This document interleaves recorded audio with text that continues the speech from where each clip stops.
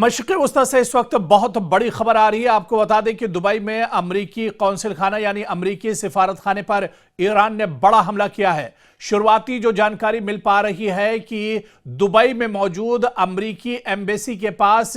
Iran ने drone से हमला किया है। यह जानकारी इस वक्त निकलकर सामने आ रही है। जी हां, पहले आपको याद होगा कि सऊदी अरब के रियाज में भी अमरीकी एम्बेसी को ईरान ने निशाना बनाया था और इस वक्त बड़ी खबर आ रही है जहां पर दुबई में मौजूद अमरीकी एम्बेसी को अब ईरान ने निशाना बनाया है। और यह खबर निकलकर सामने आ रही है कि कई ड्रोन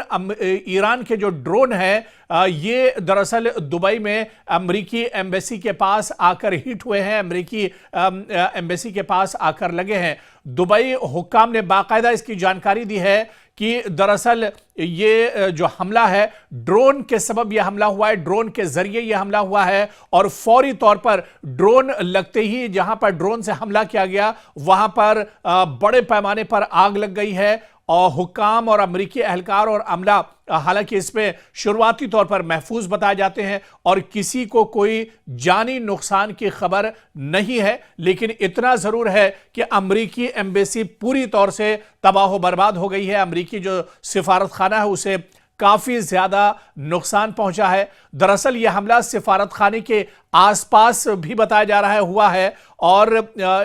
इसकी वजह से जो सिफारत खाना है उसके अतराफ भी जो चीजें थी उनमें आग लग गई है और काफी बड़ा नुकसान इसमें बताया जाता है। दरअसल जिस तरह से सऊदी अरब में रियाज में मौजूद अमेरिका के सिफारत खाने पर ईरान ने हमला किया था, ईरान ने अपने ड्रोन के जरिए से हमला किया था, उसके बाद अमेरिका ने एक तरह से अपने पूरे अमले को सिक्योरिटी फोर्सेस को एक तरह से अलर्ट पर रखा था और सिक्योरिटी फोर्सेस से कहा गया था कि जहां जहां मशरिक़ वस्ता में अमेरिका के दरअसल सिफारत खाने या एम्बेसी है वहां पर अलर्ट रहें, वहां पर पूरे तौर से एक तरह से चाको चौबंद रहें।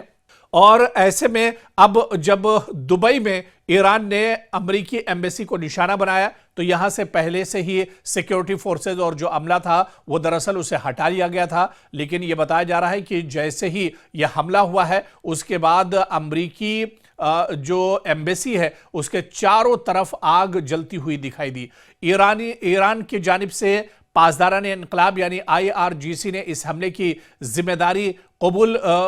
की है और यही कहा जा रहा है कि ये दरअसल ईरान की तरफ से हमला किया गया है जिसे उन्होंने जवाबी कार्रवाई एक तरह से बताया। उन्होंने कहा कि जिस तरह से इजराइल और अमेरिका लगातार ईरान पर हमला कर रहे हैं ये दरअसल उसका जवाब है, क्योंकि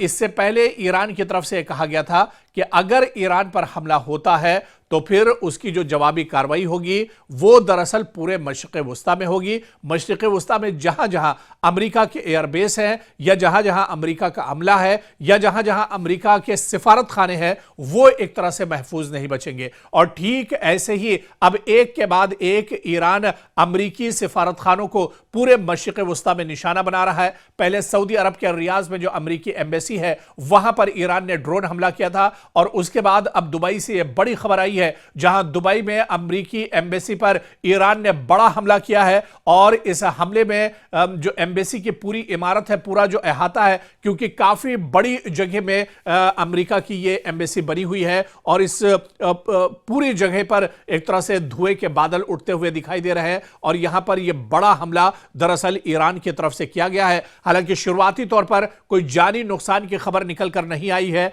क्योंकि पहले से ही अमेरिका और इजराइल का जो अमला है वो एक तरह से अलर्ट पर रखा गया है, सिक्योरिटी फोर्सेस को यहां पर चाको चौबंद रखा गया है। ऐसे में ड्रोन जिस वक्त हिट हुआ उस वक्त बताया जा रहा है कि एम्बेसी के अंदर अमला मौजूद नहीं था, लेकिन एम्बेसी की पूरी इमारत तबाह हो गई है, चारों तरफ आग लग गई है और बाकायदा अब ईरान का बयान भी सामने आया है। ईरान ने कहा है कि यह उसकी जवाबी कार्रवाई है, क्योंकि शुरुआत इजराइल और ईरान ने की है और इसका इख्तिताम एक तरह से ईरान करेगा और पूरे मशरिक़ वस्ता से जब तक अमेरिका और इजराइल का सफाया नहीं हो जाता है तब तक ईरान इसी तरह के हमले जारी रखेगा।